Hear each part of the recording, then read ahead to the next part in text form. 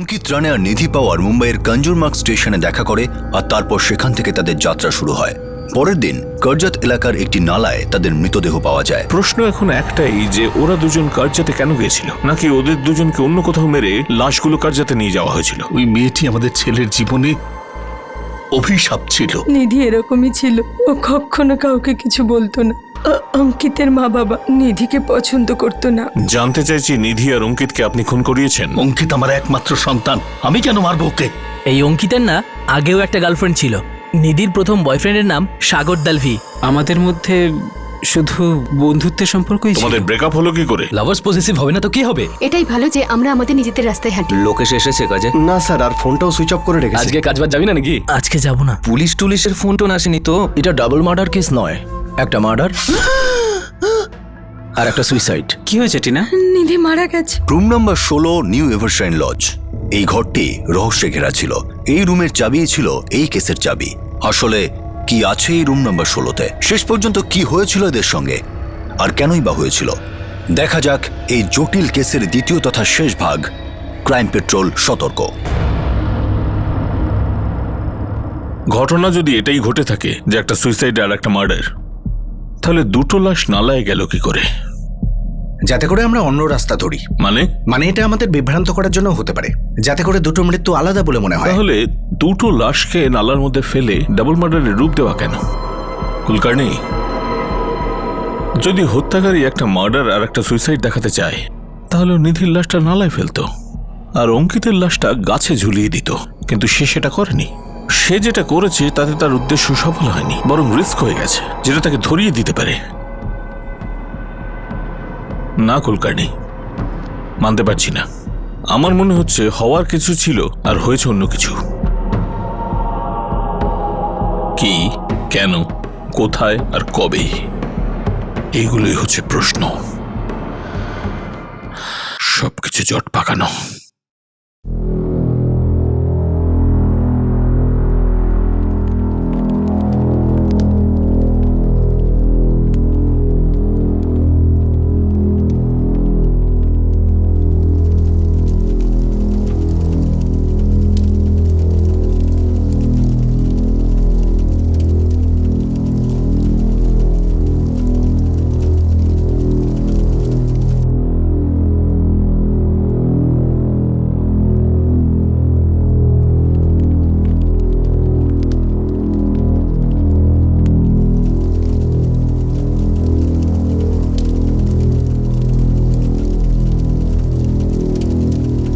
Sir, এখনো পর্যন্ত তো এসব কিছুই বলেনি, তবে যেরমভাবে কাঁদছিল মনে হয় নিধির সঙ্গে কোনো সম্পর্ক আছে।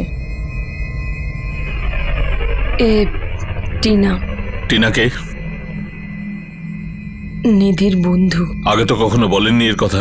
যদি নিধির বন্ধুই হয় তা আপনাদের সঙ্গে দেখা করতে আসেনি? স্যার, অ্যাকচুয়ালি টিনা আর ওর হাজব্যান্ড মুম্বাই থেকে বাইরে গিয়েছিল, এই দুদিন আগেই ফিরেছে ওরা। তাই ওরা এই ব্যাপারে কিছুই জানে না। থাকে কোথায়? স্যার, টিনার মা আমাদের বিল্ডিংয়েই থাকে। অ্যাকচুয়ালি টিনা নিধি ছোটবেলার বান্ধবী। বিয়ের পরে বান্দ্রায় চলে গেছে হাজব্যান্ডের সঙ্গে। বাবা, আমি আগে থেকেই জানতাম নিধি অঙ্কিতের সাথে কখনো খুশি হতে পারে না। তোমার মনে হয়েছে আমাদের অঙ্কিতই নিধিকে খুন করেছে আর তারপরে নিজেই আত্মহত্যা করেছে? পুলিশ তো সেই রকমই বলছে, কিন্তু রেখা, আমি বিশ্বাস করতে পারছি না। আমি বিশ্বাস করতে পারছি না যে আমাদের অঙ্কিত আর কখনো ফিরে আসবে না। অঙ্কিতের কাছে নিধি সারা জীবনই বলছিল। স্যার, আমরা কাঞ্জুরমার্গ রেলওয়ে স্টেশনের সিসিটিভির ফুটেজ দেখেছিলাম না? হ্যাঁ, বেশ কয়েকবার দেখেছি। স্যার, আপনার এরা মনে হয় না তো যে নিধি আর অঙ্কিতের মাঝখানে কোনো ঝামেলা হচ্ছিল?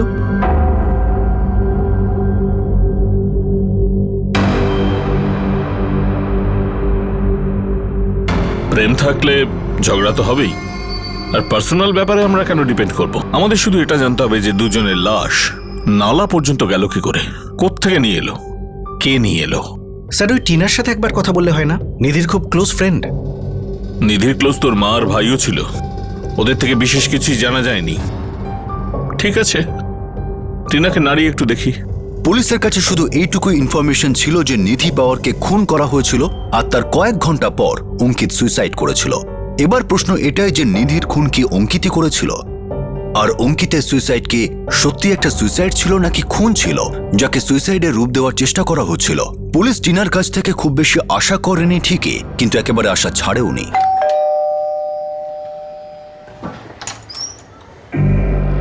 টিনা এখানে থাকে? হ্যাঁ এখানেই থাকে। বলুন, আমি ওনার হাজব্যান্ড হরিশ। হরিশ, আপনার স্ত্রীর সঙ্গে কিছু কথা আছে। অঙ্কিত নিধিকে কেন মারলো আর কোথায়? আমি কি করে জানবো স্যার? আপনি নিধির সব থেকে ভালো বন্ধু। সবচেয়ে ভালো বন্ধু আর হতে পারলাম কই? আমরা খুব কাছের ছিলাম, কিন্তু গত 6 মাসের মধ্যে আমাদের খুব কম দেখা হয়, কথাও হয়নি বেশি। আমার কাজে আমি এত ব্যস্ত হয়ে যাই যে আমার বেস্ট ফ্রেন্ডের খোঁজটাও নিতে পারিনি। আর এখন তো এই পৃথিবী থেকেই চলে গেল। এটা হলো মুম্বাই শহর, যেখানে মন বুদ্ধির সঙ্গে কথা বলে না। টাইম হলো সব থেকে বড় ভিলেন। নিজেকে একটু শক্ত করুন আর আমাদের প্রশ্নের জবাব দিন। আপনি এটা ধরে নিন যে আপনি আপনার বন্ধুর জন্য কাজ করছেন। যখন অঙ্কিত আর নিধি প্রথম দেখা করে আমি ওদের সাথে ছিলাম। এটার কাটটা ভালো, কিন্তু এটার প্যাটার্নটা খুব সুন্দর, তাই না? হ্যাঁ শুনুন, Yes, ma'am. এই কার্ডটা এই ডিজাইনে বানানো সম্ভব?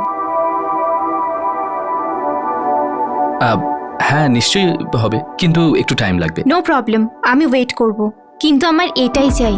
তাহলে এটাই পাবেন। তবে আপনার চয়েসটা দারুণ। Thank you. সেই দিন থেকে অঙ্কিতের নিধিকে ভালো লেগেছিল।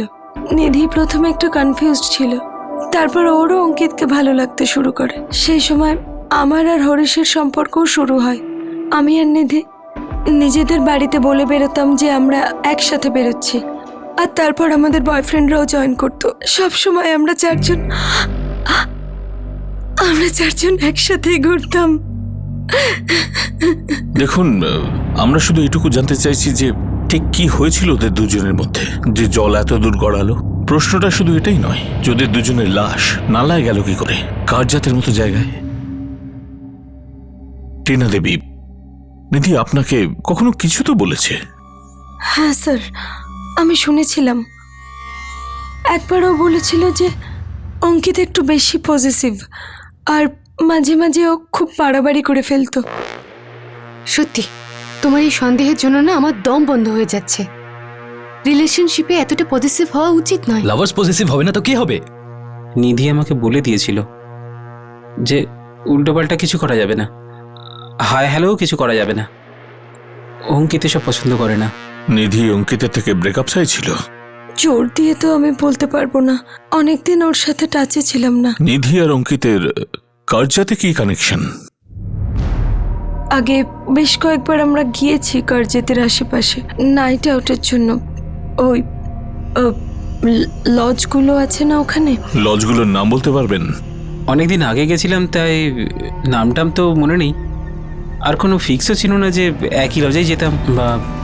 কুলকার্নি, যতগুলো লজ আছে কার্জাতে আর ইগতপুরীতে সবগুলোর খোঁজ নাও। বেশিরভাগ প্রেমিক প্রেমিকা এইসব লজগুলোতেই যায়। লাশগুলোও আমরা কার্জাতেই পেয়েছি। কেউ না কেউ তো চিনবে পাক্কা।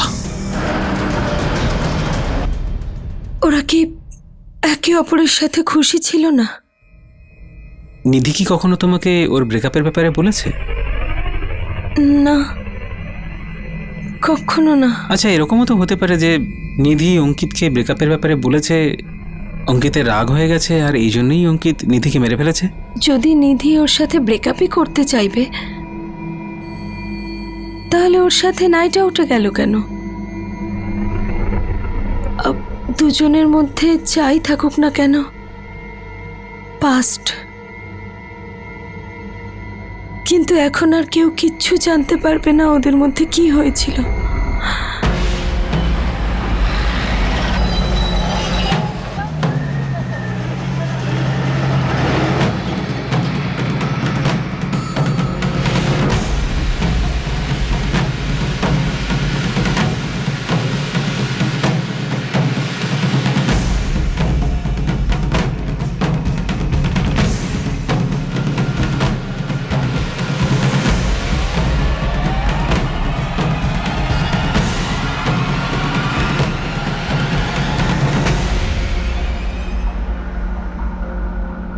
না স্যার, এনাদের আগে কখনো দেখিনি, ওনারা এখানে আসেনি কখনো।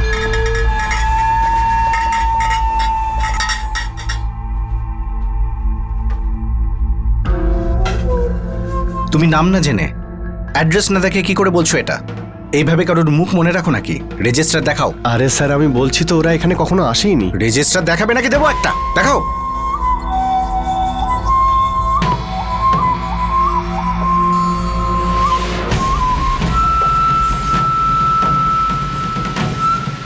কিরে, নাম কি তোর? অনিল কুমার স্যার। কি হয়েছে তোর? এরকম থরথর করে কাঁপছিস কেন? কি নিয়ে ভয় পাচ্ছিস বল আমাকে। ভয়? কোনো ভয় নেই স্যার, এরকম তো কোনো ব্যাপার নেই, আমি কিছু করিনি।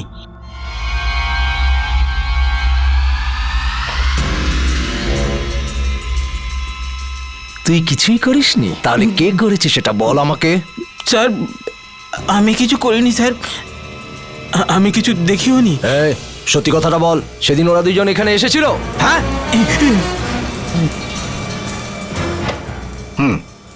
তাহলে 23শে অগস্ট এটা দুজন চেক ইন করেন? না স্যার, ওর আগেও না ওর পরেও না। আচ্ছা, তাহলে এটা কি? অঙ্কিত রানে 23শে অগস্ট দুপুর 1:15 চেক ইন, চেক আউট কিছুই নেই। আমি জানি না স্যার, আমি ওদের ডিউটিতে ছিলামই না। আরে যখন ডিউটিতে ছিলি না তখন এত জোর দিয়ে বলছিস কে করে ওদের দেখিনি জানি না? হ্যাঁ, তার জন্য এত মিথ্যে কথা বলছিস? বলো ওই দিন কি হয়েছিল? স্যার আমি তো এদিন ছুটিতে ছিলাম, আমি তো ছিলামই না, মায়ের দিব্যি। কিন্তু স্যার ওই আমার জুড়িদার আছে না লোকেশ, ও ছিল এখানে স্যার। ও বলছিল যে এখানে দুটো মার্ডার হয়েছিল স্যার। কোথায় হয়েছিল? এইখানে, এই লজে স্যার। লজে কোথায়? 16, রুম নম্বর 16তে স্যার। কি হয়েছিল রুম নাম্বার 16তে? স্যার আমি সত্যি জানি না ওই দিন কি হয়েছিল।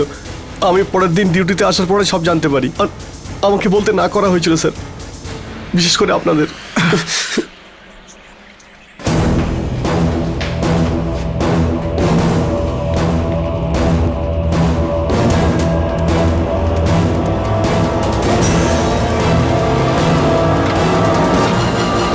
চব্বিশ তারিখ থেকে এইভাবেই বন্ধ হয়ে আছে। চাবি নিয়ে আয়।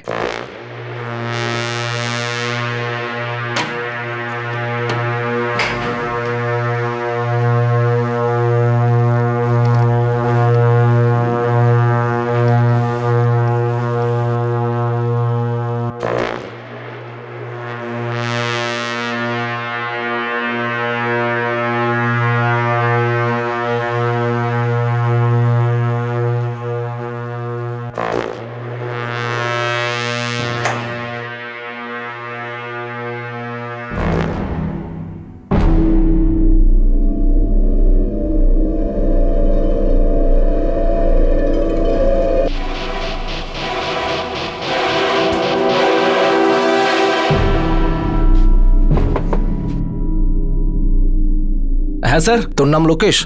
না, আমি তো দীনেশ। লোকেশ ভেতরে। কি রে লোকেশ, তোর ফোন বন্ধ দেখছি, কাজে যাসনি, ঘরে বসে আছিস শালা? তুই কি ভেবেছিস এসব করে তুই বেঁচে যাবি?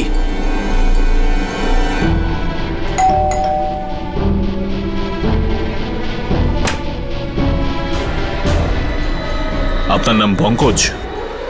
হ্যাঁ হ্যাঁ হ্যাঁ স্যার।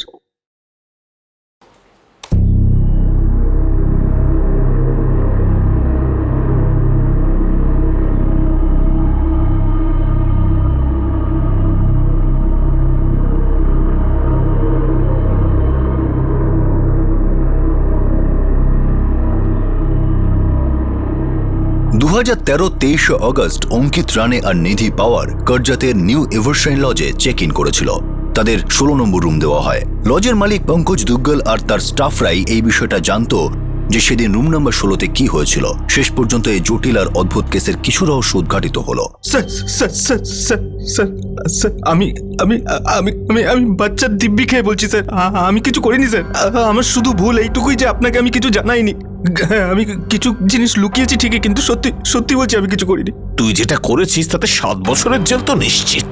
না না স্যার, না, আপনার শুনুন স্যার। তুই তো গেলেই কথা বলে দিলাম, কিন্তু যেতে যেতে আমাদের কাজটা সহজ করে দিলি। যেটা সত্যি সেটা বলে দে। স্যার সত্যি কথা বললে ছেড়ে দেবেন প্লিজ? আরে ইয়ার, এটা কি আজকালকার ফ্যাশন? রেপ, মার্ডার, আতঙ্কবাদ, যা ইচ্ছে তাই করবো, তারপরে বলবে সবকিছু সত্যি বলে দিচ্ছি, আমায় ছেড়ে দাও, শাস্তি যেন না পাই। মজা পেয়েছিস তোরা? তুই সত্যি বলে আমাদের দয়া করছিস না? বলছি বলছি বলছি স্যার, বলছি স্যার, বলছি বলছি বলছি স্যার। ওরা দুজন ওই দিন দুপুরবেলা অঙ্কিত রানী আর নিধি পাওয়ার দুজনা দুপুরবেলায় এসেছিল স্যার।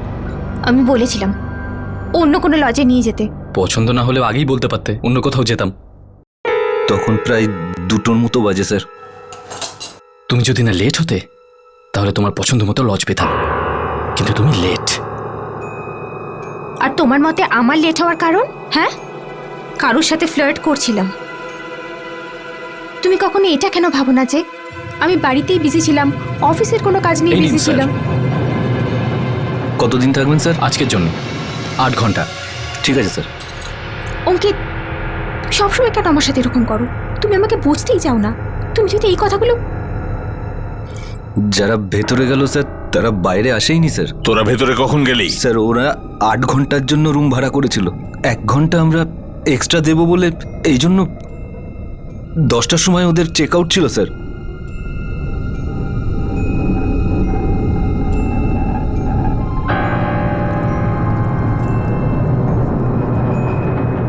স্যার, হ্যাঁ, ওই রুম নাম্বার 16 লোকগুলো এখনো রুমের ভেতরেই আছে। 16 নম্বর কাকে দিয়েছিলাম বলতো? ওই যে ওই ছেলেটা আর মেয়েটা, অঙ্কিত রানে আর নিধি পাওয়ার। 10টা বেজে গেছে তো। সময় অনুযায়ী ওদের তো 9টার সময় চেক আউট হওয়ার কথা। 10টা বেজে গেছে। ঠিক আছে, আর 1 ঘন্টা দিয়ে দে।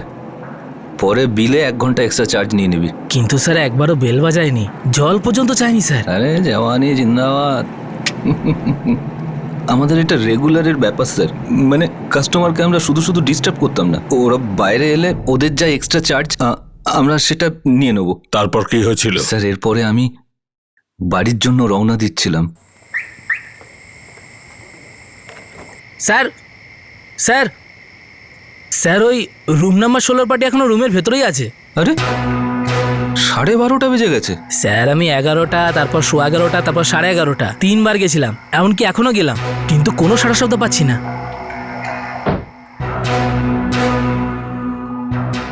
তারপর আমি আর লোকেশ রুম নম্বর 16তে যাই।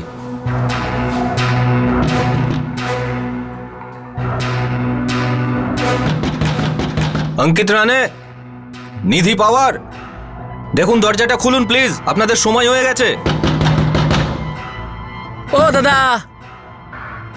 প্রায় 10 মিনিট মতো দরজা ধাক্কাতে থাকি, কোনো রেসপন্স ছিল না ভিতর থেকে। মালফাল খেয়ে বোধহয় অজ্ঞান হয়ে পড়ে আছে।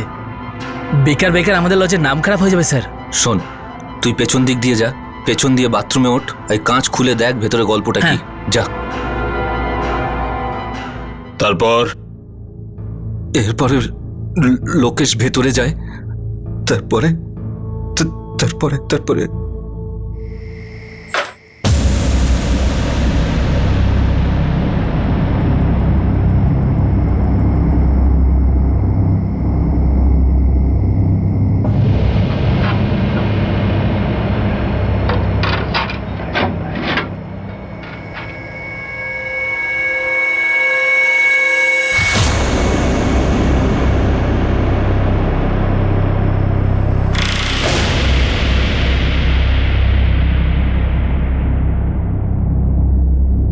স্যার স্যার স্যার স্যার, ভেতরে খুন!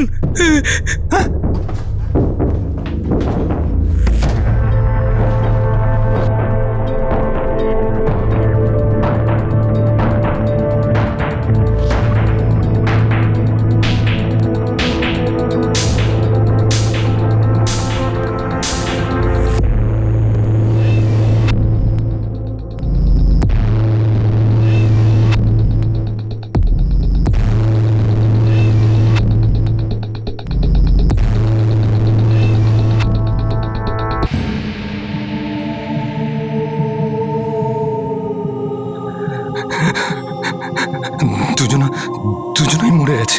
এবার তো লজের নাম খারাপের সাথে আমাদের প্রাণগুলো যাবে স্যার।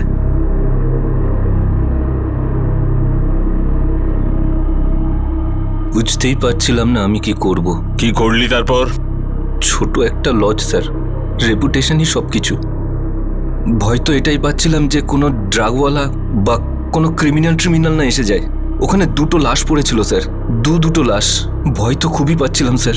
এরপর আমার লজের তো ব্যান্ড বেজে যেত স্যার। কি করেছিলিস সেটা বল। স্যার আমি এটা চাইনি যে ওই দুটো লাশ আমার লজ থেকে উদ্ধার হোক।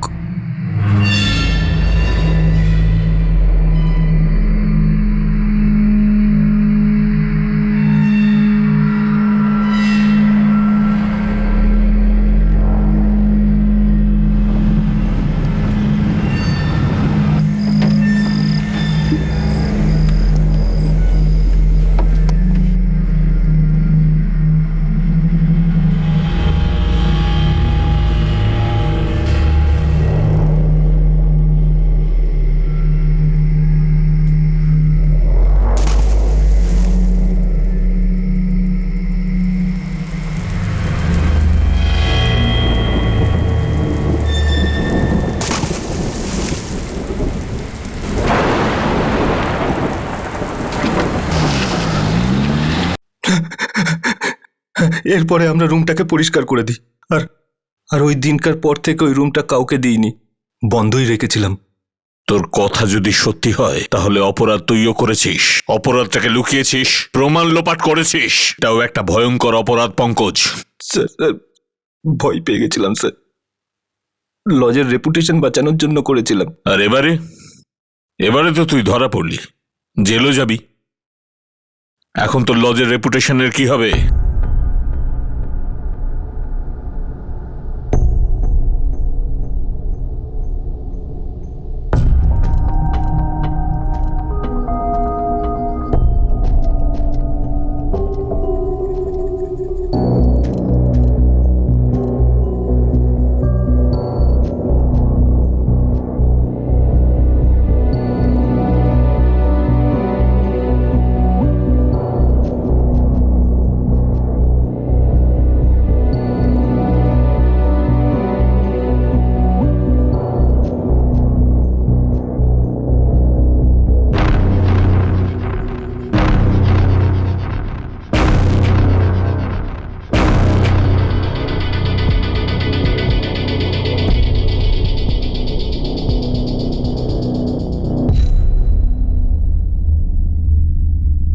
এটা দেখার পর তো মনে হচ্ছে পঙ্কজ আর লোকেশ যা বলেছে সত্যি বলেছে।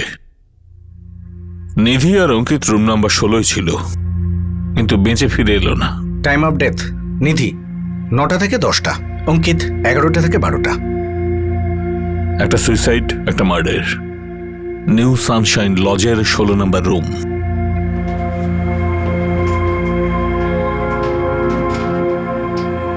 অঙ্কিত আর নিধির সমস্ত জিনিস যা কাঞ্জুরমার্গ রেল স্টেশনের সিসিটিভি ফুটেজে দেখা গিয়েছিল কিন্তু তা নালায় পাওয়া যায়নি, তা লজ থেকে উদ্ধার হলো। লজের মালিক পঙ্কজ দুগ্গল তার লজেই লুকিয়ে রেখেছিল। মার্ডার ওয়েপেনও তাতেই সামিল ছিল। অরবিন্দবাবু ও রেখা দেবী, আমরা ওই লজের মালিক আর সমস্ত এমপ্লয়ের সমস্ত রকম ডিটেলস আর ব্যাকগ্রাউন্ড চেক করেছি, কিন্তু কারোর ওপরই সন্দেহ করবার মতো কিছু পাইনি। তার মানে আমাদের ছেলে সুইসাইড করেছে? সত্যি তাই? প্রমাণ তো এইসবই ইশারা করছে। ও প্রথমে নিধিকে খুন করেছে গলা কেটে, তারপর নিজে আত্মহত্যা করেছে পাখায় ঝুলে।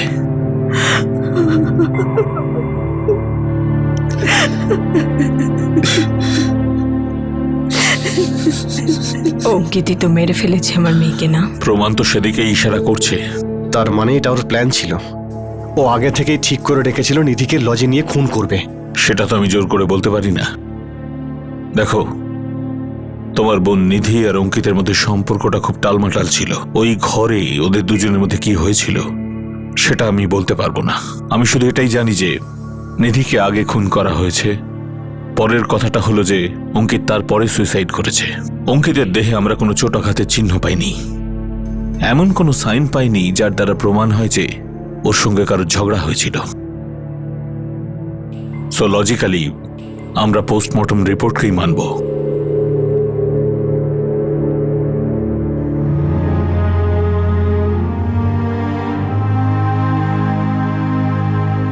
নিধি অঙ্কিতের সাথে কখনো খুশি ছিল না।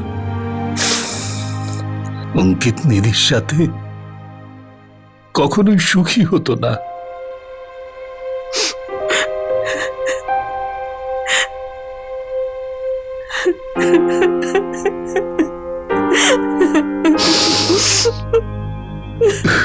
অঙ্কিত আর নিধির মধ্যে সেই ঘরের ভিতর কি হয়েছিল যার পর তারা সেই ঘর থেকে আর জীবিত বের হয়নি, এটা একটা রহস্য যা অঙ্কিত আর নিধির অস্থির সঙ্গে ভেসে গেছে। তাদের সম্পর্কে কতটা তিক্ততা ছিল সে সম্পর্কে খুব কম লোক খুব কম জানে। শুধু এই দুই ভিকটিমের অতীত থেকে এটাই অনুমান করা যায় যে তাদের মধ্যে কি হতে পারে, তাদের স্বভাব কিভাবে তাদের সম্পর্কে প্রভাব ফেলেছিল। কিন্তু আফসোস, এটা শুধু একটা লিমিট পর্যন্তই জানা যাবে। কিন্তু কিছু বিষয় স্পষ্ট। 2013-র 23শে অগস্ট নিধি আর অঙ্কিত নিউ এভারশাইন লজের 16 নম্বর ঘরে উঠেছিল। এই বিষয়টা সিসিটিভিতে দেখা গেছে। তারপর লজের মালিক পঙ্কজ দুগ্গল আর লজের এমপ্লয়ি লোকেশের বয়ান এবং পোস্টমর্টেম রিপোর্টই এই কেসের আসল সাক্ষী হয়ে দাঁড়ালো। লজের মালিক পঙ্কজ দুগ্গল আর এমপ্লয়ি লোকেশকে আইপিসি 201 ধারা অনুযায়ী প্রমাণ লোপাটের জন্য গ্রেফতার করা হয়েছে। আপাতত তারা দুজনেই জামিনে বাইরে। অঙ্কিত আর নিধির মধ্যে এক্সচেঞ্জ হওয়া মেসেজগুলি স্টাডি করা হয়েছে। এটা খুবই স্পষ্ট হয়ে গিয়েছে যে দুজনের মধ্যে রাগ আর মনোমালিন্যই খুবই বেশি ছিল, কিন্তু ভালোবাসা খুবই কম। অঙ্কিত আর নিধির কেসের পর আমরা যাব এবার সুধীর আর আরতি রাজাবাতের কেসের দিকে। এক দম্পতি একটি নতুন বাড়িতে থাকতে এলো যাতে তাদের জীবন আরেকটু ভালো কাটতে পারে। তাদের আশা ছিল যে অতীতের স্মৃতি যেন বর্তমানের উপর প্রভাব না ফেলে, কিন্তু সত্যি কি সেটাই হলো?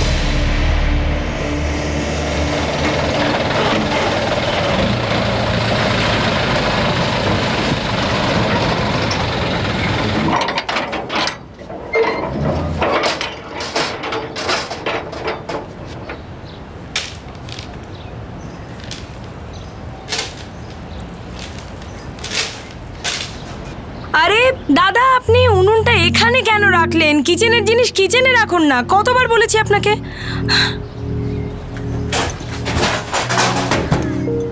কত টাইম আর? বাচ্চাদের ঘরটা আগে ঠিক করে দিন। দিন জিনিস দিন। আরে সুরিন্দর, তুই এখন ফোন করে বলছিস যে তুই আসবি না? এটা কোনো কথা হলো? তুই জানিস যে আজকে আমি বাড়ি শিফট করছি। তুই অদ্ভুত কাজ করিস সত্যি। নিয়ে আসুন। হ্যাঁ হ্যাঁ, আমাকে ওই পোটলাটা দিন। হ্যাঁ হ্যাঁ বলো। শোনো, তুমি এদিকটা একটু সামলে নেবে। ওই সুরিন্দরের ফোন এসেছিল, ও আজকেও আসতে পারবে না, দোকানটা আমাকেই খুলতে হবে। কোনো ব্যাপার না সুধীর, তুমি যাও দোকান খোলো, আমি এদিকটা দেখে নিচ্ছি। নিশা আর প্রিয়া স্কুল থেকে আসার আগে ওদের ঘরটাকে ঠিক করে দিই। দেখো, কোনো অসুবিধা হলে তুমি আমাকে ফোন করে নেবে। আমি দোকান বন্ধ করেই এখানে চলে আসবো। আরে তার দরকার পড়বে না, তুমি দোকানটা সামলাও, আমি এদিকটা দেখে নিচ্ছি। আর হ্যাঁ, খাবার বানানোর সময় হয়তো পাবো না, তুমি আসার সময় কিছু একটা প্যাক করে নিয়ে চলে এসো। আচ্ছা ঠিক আছে। এই সমস্ত মালপত্র ঠিক মতো নামিয়ে শিফট করে দিয়ে যাবি। ঠিক আছে দাদা। হ্যাঁ ঠিক আছে, এবার আমি হ্যাঁ, ঠিক আসছি। আছে।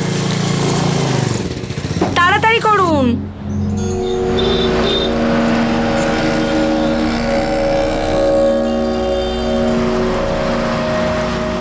মানুষ আশা করে যে জায়গা এবং পরিবেশ বদল করলে পরিস্থিতিও বদলে যাবে, ভালো হবে। কিন্তু সেই সব মানুষদের কি যারা কখনো বদলায় না? এক্ষুনি আর এই মুহূর্তে অক্ষয় বেরিয়ে যাও আমার বাড়ি থেকে। দাদা, আমি এখন কোথায় যাব? একদিন অন্তত সময় দিন। 1 মিনিটও নয়, এক্ষুনি বেরিয়ে যা। মালপত্র প্যাক করো, বেরিয়ে যা।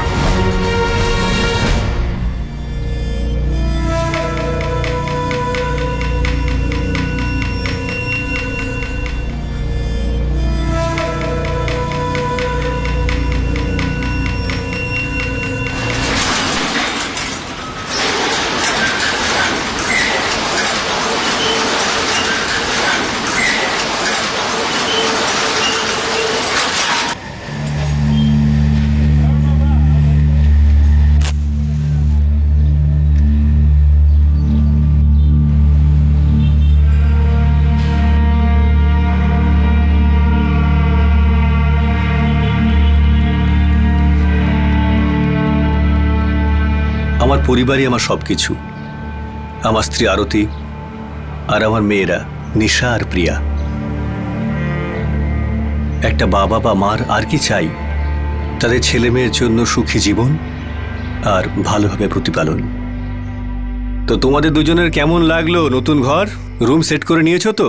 হ্যাঁ বাবা, আমরা স্কুল থেকে আসার আগে মা ঘর গুছিয়ে রেখেছিল, আর এই ঘরটা আগেরটার থেকেও অনেক বড়। বাবা, আমার এখন ঈশা দিদির মতন বড় স্টাডি টেবিল চাই। আমি তো এখন ফার্স্ট স্ট্যান্ডার্ডে পৌঁছে গেছি, সেই জন্য আমার এখন এত এত বই আছে। তুমি একটু বড় হয়ে যাও মা, তোমার জন্য আমি এর থেকেও বড় স্টাডি টেবিল নিয়ে আসবো। দেখেছো তো, আসতে না আসতেই ডিমান্ড শুরু। খাবারটা খাও। আরতি, বলো। আমি ভাবছিলাম যে 2-1 বছরের মধ্যে কিছু টাকা পয়সা জমিয়ে শহরের মাঝখানে একটা বাড়ি নিয়ে নেবো। ওখান থেকে আমার দোকান আর বাচ্চাদের স্কুলটাও কাছে হয়ে যাবে। এসেছি একদিনও হলো না, এখনো জিনিস গোছানো হলো না, আর তুমি এখনই যাওয়ার কথা বলছো?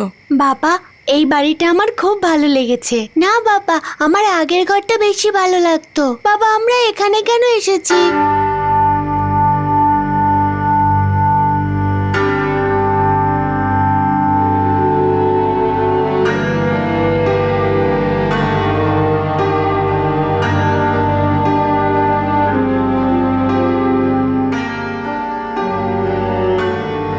যা হবার ছিল তা তো হয়েই গেছে। ভালো এটাই হবে যে অতীতের কথা সব ভুলে গিয়ে সামনে এগিয়ে চলা উচিত। আমিও তাই করেছিলাম, আর আমার মনে হয় এটা ঠিকই করেছিলাম। কিন্তু সব কি ঠিক হবে?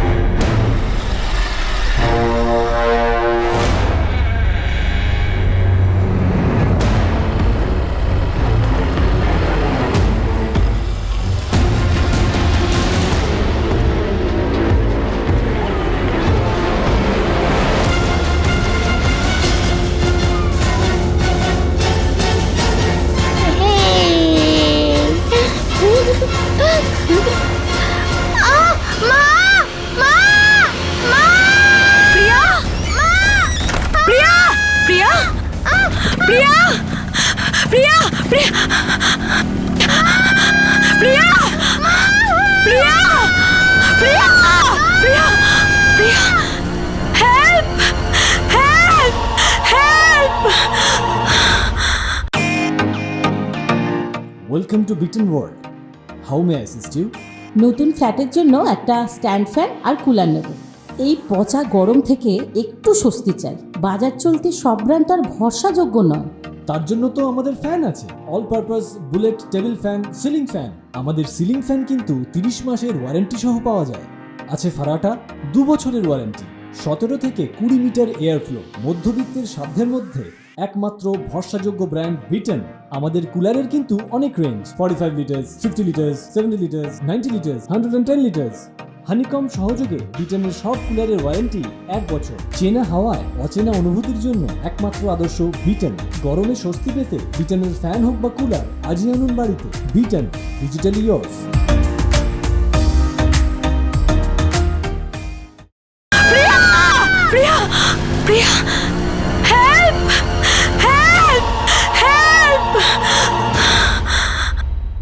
তখনও 1 মাস হয়নি যখন সুধীর আর আরতি রাজাওয়াত তাদের এই নতুন বাড়িতে শিফট করেছে, আর তার মধ্যেই ঘটনা ঘটল। প্রিয়াকে কেউ তুলে নিয়ে গেল। সুধীর অতীতের কোনো স্মৃতিকে ভোলার জন্যই তার পুরনো বাড়ি ছেড়ে এই নতুন বাড়িতে শিফট করেছিল, কিন্তু পরিস্থিতি ভালো হওয়ার বদলে আরো বিগড়ে গেল। যখন সুধীরের কানে এই খবরটা এলো, তখন যেন তার পায়ের তলা থেকে মাটি সরে গেল। কি? কিন্তু কিভাবে? কখন হলো এসব? সুধীর, আমি কাপড় শুকোতে দিচ্ছিলাম, আমার সামনে থেকে কেউ প্রিয়াকে তুলে নিয়ে যায়। স্যার, আমার মেয়ে প্রিয়া মাত্র 6 বছরের। প্লিজ প্লিজ কিছু করুন। বর্মা, ভাটিন্দা থেকে বাইরে যাওয়ার সমস্ত রাস্তা বন্ধ করে দাও, আর সব রক্ষীদের সতর্ক করো। স্যার, বসুন। আপনার ওয়াইফ কি বাইকের নাম্বার নোট করেছে? জানি না স্যার, আমি জিজ্ঞেসই করিনি। যখনই আমাকে ফোন করে আমি এখানেই চলে আসি। না স্যার, নাম্বারের কথা খেয়াল ছিল না। সবকিছু এত স্পিডে ঘটে যে কিচ্ছু মাথায় আসছিল না। বাইকে যে লোকটি ছিল তাকে তো আপনি দেখে থাকবেন। খেয়াল করিনি, আমি ওখানে জামা কাপড় শুকোতে দিচ্ছিলাম। প্রিয়ার চিৎকারের আওয়াজ শুনে আমি ওর পিছনে ধাওয়া করি, ততক্ষণে বাইকটা নিয়ে পালিয়েছিল। আমি লোকটার পিছন দিকটা দেখি, নাম্বারের কথা খেয়াল আসেনি। তো ওই লোকটি একা ছিল না ওর সঙ্গে কেউ ছিল? না স্যার, আমি আর কাউকে দেখিনি, মনে হয় একাই ছিল। অজিত, আশেপাশের দোকানে গিয়ে খোঁজ খবর করো। যদি প্রিয়া চেঁচিয়ে থাকে তাহলে তো কেউ দেখে থাকতে পারে। হ্যাঁ স্যার।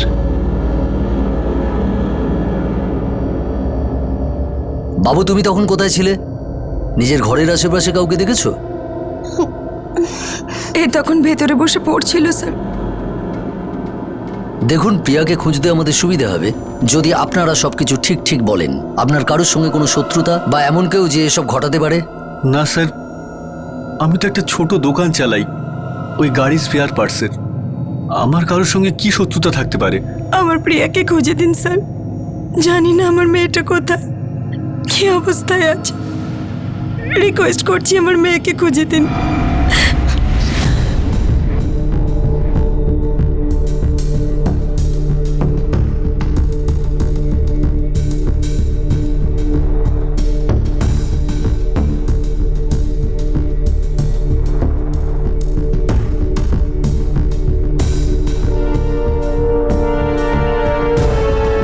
এসব কি করে হয়ে গেল দাদা?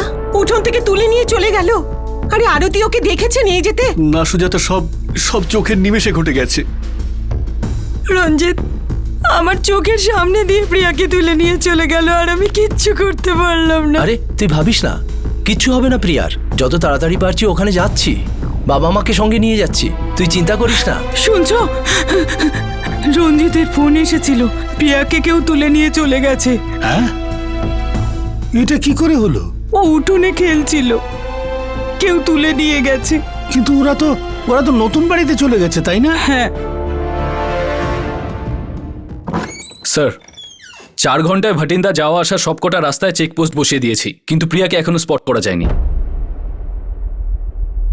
হয়তো কিডন্যাপাররা প্রিয়াকে লুকিয়ে রেখেছে। বর্মা, মনে হচ্ছে ওরা বুঝতে পেরেছে যে পুলিশ কেসটা হাতে নিয়েছে। কিছুক্ষণ চুপচাপ থাকবে, কিন্তু সুযোগ পেলেই এই শহরের বাইরে বেরোবার চেষ্টা করবে, যা আমরা হতে দেব না।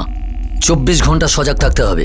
সে যেই হোক যেন বাচ্চাকে সঙ্গে নিয়ে শহরের বাইরে না যায়। স্যার, বাড়ির আশেপাশে কোনো দোকানে খবর পেলে? আগে না স্যার, আসলে দুপুরের সময় ছিল, তাই সবকটা দোকানই বন্ধ পেয়েছি। সন্ধ্যাবেলা আবার দোকানগুলোতে জিজ্ঞাসাবাদ শুরু হবে। সব দোকানদারদের সঙ্গে কথা বলো, কারণ না কারণ নজরে তো ঠিকই পড়েছে। সুধীর আর আরতির ফোন ট্যাগ করো। যদি এই ঘটনাটা পয়সার জন্য ঘটে থাকে, তাহলে ওদের কল যে কোনো সময় আসতে পারে।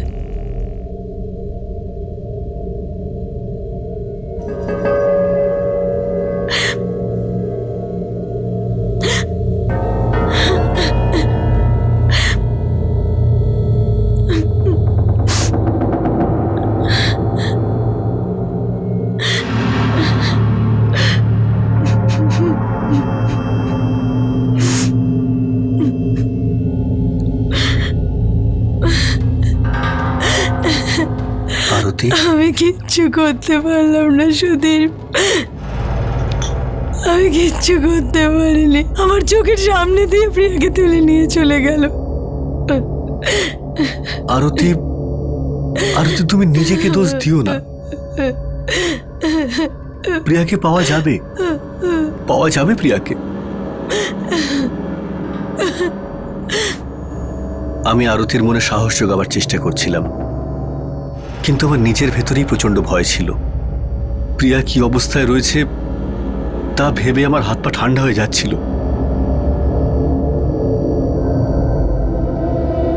মুক্তিপণের জন্য ফোন আসার অপেক্ষা করা হচ্ছিল, কিন্তু কোনো ফোন এলো না। কিডন্যাপারের কি উদ্দেশ্য ছিল সেটা এখনো পর্যন্ত জানা যায়নি। কেন নিশানা করা হয়েছিল একটি 6 বছরের নিষ্পাপ মেয়েকে? পরের দিন সকালে একটি সূত্র পাওয়া গেল, কিন্তু সেই তথ্যের সঙ্গেই নতুন কিছু প্রশ্ন উঠে এলো।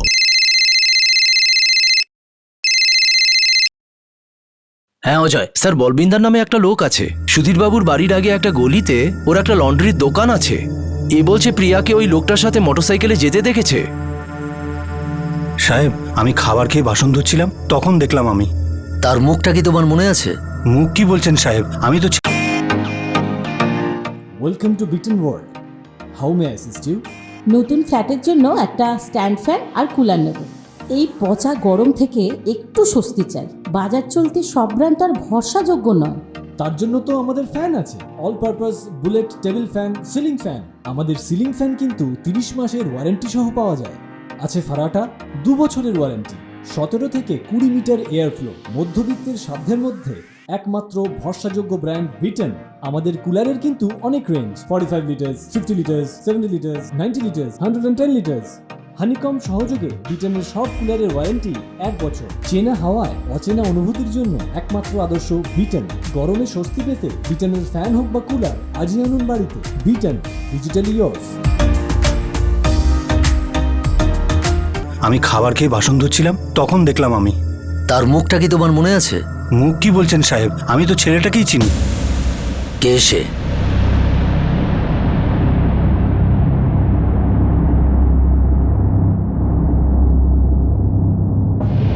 আগেও অক্ষয় গুপ্তা ছিল, প্রিয়াকে বাইকে করে নিয়ে যাচ্ছিল। অক্ষয় গুপ্তা?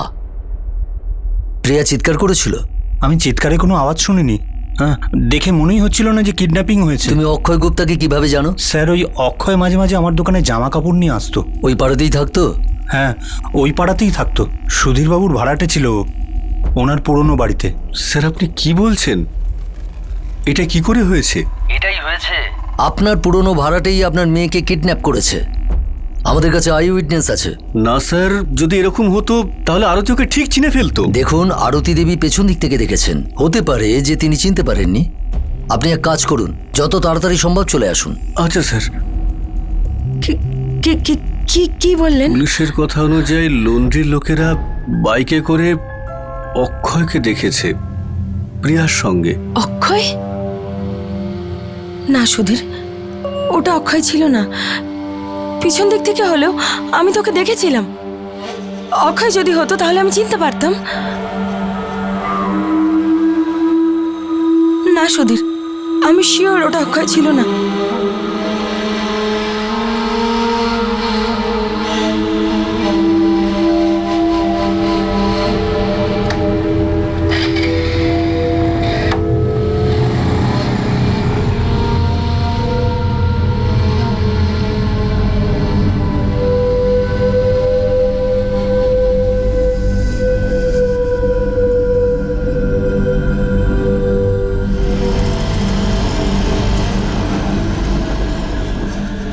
আমি যত আমার অতীত থেকে পালাবার চেষ্টা করছিলাম, ততই সে আমার দিকে এগিয়ে আসছিল।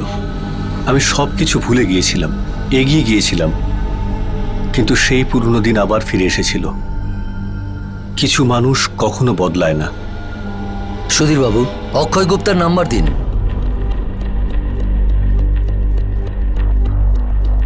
স্যার, 2 মাস আগে পর্যন্ত এটাই ওর নাম্বার ছিল। ও আপনার এখানে ভাড়ায় থাকতো? হ্যাঁ স্যার, প্রায় 1 বছর আগে আমার পুরনো বাড়ির ওপরের ঘরটা খালি ছিল, সেটা আমরা ওকে ভাড়া দিয়েছিলাম। আপনি ওকে কিভাবে জানতেন? আমার একটা বন্ধু ওকে আমার কাছে নিয়ে এসেছিল, গুরুদাস। সুধীর, এই তুই বলছিলি না বাড়ি ভাড়া দিবি তুই? দেখ ভাই, নিয়ে চলে এলাম। এই ছেলেটা হলো অক্ষয় গুপ্তা। নমস্কার দাদা। হ্যাঁ, সত শ্রী আকাল। এই চেয়ার দাও। আরে 2-3 সপ্তাহ আগেই ফরিদাবাদ থেকে এসেছে, একটা বোতলের ফ্যাক্টরিতে কাজ করেও। আরে ভাই, তুমি তোমার ব্যাপারে কিছু বলো ভাই। আসলে আমি কিছুদিন আগেই কাজ শুরু করেছি। এখন মায়নাপত্র বেশি পাই না, কিন্তু অনেক কিছু শিখতে পারছি। যদি ঠিক মতো কাজ করতে পারি তাহলে পরে গিয়ে মায়নাও বেড়ে যাবে। বাহ, বেশ ভালো কথা। তুমি পরিশ্রমে বিশ্বাস করো। আসলে দাদা, ভাগ্যের চাকা তো পরিশ্রম করলে পরেই ঘোরে, তাই না? কাল থেকে চলে এসো থাকতে। বাড়ির উপর একটা ঘর আছে। আচ্ছা, কিন্তু ভাড়া কত টাকা দিতে হবে দাদা? আরে ভাড়ার চিন্তা করো না, যতটা তুমি দিতে পারবে সেটাই ভাড়া। থ্যাংক ইউ দাদা। 2 মাস আগে ও আপনার ঘর ছেড়ে দিয়েছে। হ্যাঁ। আর তার 1 মাস পরে আপনি ওই বাড়ি ছেড়ে দেন। হ্যাঁ। অক্ষয় চলে গিয়েছিল না আপনি ওকে ঘর থেকে বের করে দিয়েছিলেন? মানে আমি... দেখুন সুধীরবাবু, যদি অক্ষয় এই কিডন্যাপ করে থাকে তাহলে তার কোনো কারণ থাকবে। কিছু না কিছু তো হয়েছে আপনাদের মধ্যে। না স্যার, তেমন কিছুই তো ঘটেনি।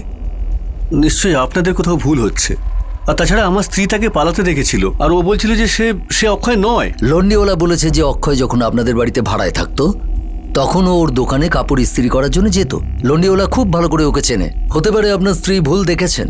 সুধীরবাবু, যদি আমরা এটা মেনে নিই যে অক্ষয় কিডন্যাপ করেনি, তাহলে তার 2টো কারণ হতে পারে। হয় আপনার কাছ থেকে টাকা নেওয়ার জন্যে, না হলে বদলা নেওয়ার জন্যে। মালপত্র প্যাক করে বেরিয়ে যা।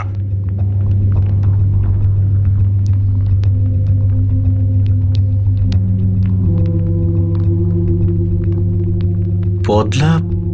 কিন্তু কিসের বদলা? অক্ষয় আমাদের বাড়ি 2 মাস আগে ছেড়ে চলে গিয়েছিল।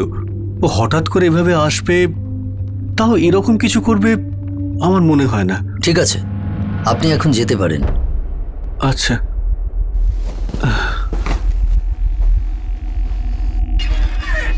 স্যার, অক্ষয়ের ফোন বন্ধ বলছে। কখন থেকে? কাল থেকে। প্রিয়াকেও কাল থেকে পাওয়া যাচ্ছে না।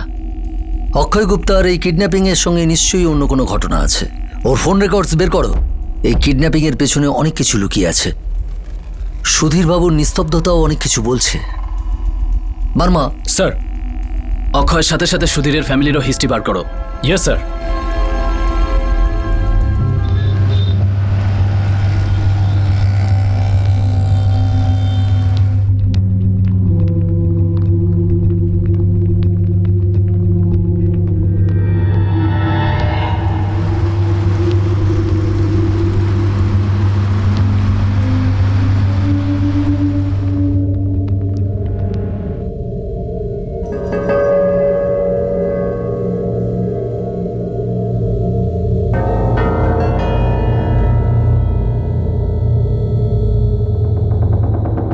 বাই রিয়া, কাল দেখা হবে।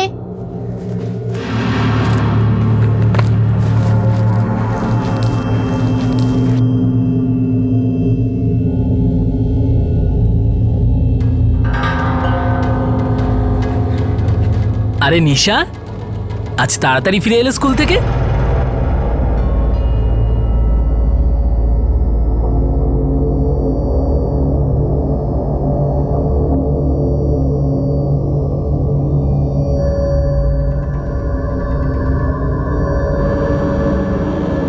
হ্যাঁ হ্যাঁ, 5:30টার মধ্যে পৌঁছে যাবে। সব ঠিক আছে, ঠিক আছে। বাবা। হ্যাঁ বাবা। তোমাকে একটা কথা বলবো। হ্যাঁ বাবু, বস। হ্যাঁ বাবা, বল, কি হয়েছে?